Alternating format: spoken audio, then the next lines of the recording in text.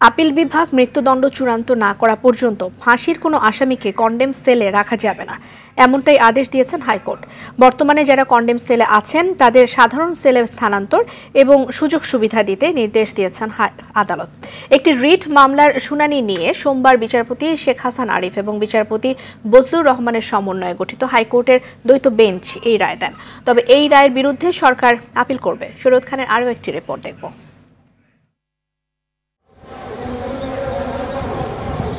বাংলাদেশ কারাবিধি অনুযায়ী বিচারিক আদালতে ফাঁসির রায় হলেই কারাবন্দী আসামিদের নেওয়া হয় কন্ডেম সেলে। এরপর সেখান থেকেই চলে রিভিউ এবং সবশেষ রাষ্ট্রপতির কাছে ক্ষমার প্রক্রিয়া।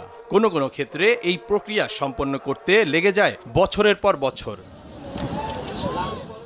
আদালতে ফাঁসির রায় হওয়ার পর দীর্ঘদিন ধরে চট্টগ্রামের কারাগারের কন্ডেম সেলে জিল্লুর রহমান, সিলেট কারাগারে আব্দুর রশিদ এবং কুমিল্লা কারাগারে আছেন শাহ আলম। বর্তমান নিয়মের বিরুদ্ধে 2021 সালে তারা হাইকোর্টে রিট করেন। মামলার শুনানিতে এই বিধান কেন অসাংবিধানিক ঘোষণা করা হবে না তা জানতে চেয়ে রুল জারি করেছিলেন আদালত। সরকার পক্ষ রুলের জবাব দেওয়ার পর এ বিষয়ে শুনানি শেষে সোমবার রায় দেন হাইকোর্ট। ওয়ালটন ফ্রিজ কিনে অনেকের মতো আপনিও হয়ে যেতে পারেন মিলেনিয়াল। সেরা পণ্যের সেরা অফার। রায়ে আদালত বলেন, সব ধরনের আইনগত অধিকার শেষ হওয়ার পরই কোনো ব্যক্তিকে মৃত্যুদণ্ডাদেশপ্রাপ্ত আসামি বলা যাবে এবং তাকে কন্ডেম সেলে রাখা যাবে। তবে আসামি যদি কোনো সংক্রামক ব্যাধিতে আক্রান্ত হন, ঝুঁকি এড়াতে তাকে কন্ডেম সেলে রাখা যেতে পারে।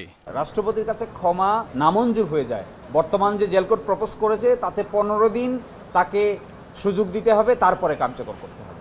সুতরাং সলিটারি কনফাইনমেন্টে রাখা 5 থেকে 10 বছর, 5 থেকে 6 বছর হাইকোর্ট ডিভিশন, আপিল বিভাগে প্রায় 8 বছর, রিভিউ নিষ্পত্তি হতে আরও প্রায় 3 থেকে 4 বছর, প্রায় 15 থেকে 20 বছরের যে লম্বা সময় নির্জন কক্ষে রাখা হয়, এটি রাখার কোনো সুযোগ আইনগতভাবে আর থাকলো না। দেশের কারাগারগুলোতে বর্তমানে 2556 জন আসামি কন্ডেম সেলে আছেন।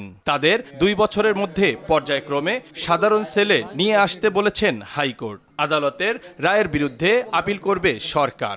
সংবিধানের 111 অনুযায়ী সুপ্রিম কোর্ট যে আদেশ দেবে, হাইকোর্টেরটা সবার উপর বাধ্য এবং সুপ্রিম কোর্টেরটা হাইকোর্ট সহ সবার উপর বাধ্য। অতএব সুপ্রিম কোর্ট গেলে বলা যাবে যে ডিসাইড করছেন লটা সেটেল করতে হলে সুপ্রিম কোর্টে যেতে হয়।